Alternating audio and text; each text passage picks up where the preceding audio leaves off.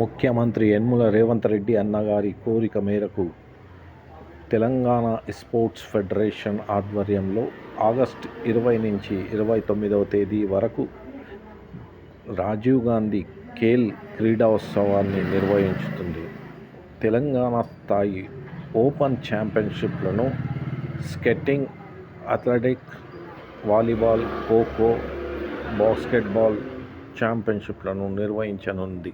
తెలంగాణ చిన్నారి ఆణిముత్యాలను ఒలింపిక్ స్థాయికి తీసుకువెళ్లే దిశగా తెలంగాణ ముఖ్యమంత్రి ప్రయత్నాలను వాకటి శ్రీహరి అన్న లక్ష్యాన్ని చేర్చేందుకు ప్రతి ఒక్క క్రీడా సంఘం ఓపెన్ ఛాంపియన్షిప్లను నిర్వహించవలసిన అవసరం ఉంది.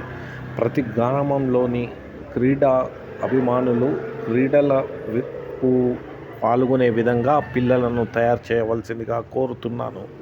2 గంటల పాటు సెల్ ఫోన్లను పక్కకు పెట్టి రన్నింగ్ మరియు ఫిట్నెస్ కార్యక్రమాలు మొదలు పెట్టవలసిందిగా కోరుతున్నా.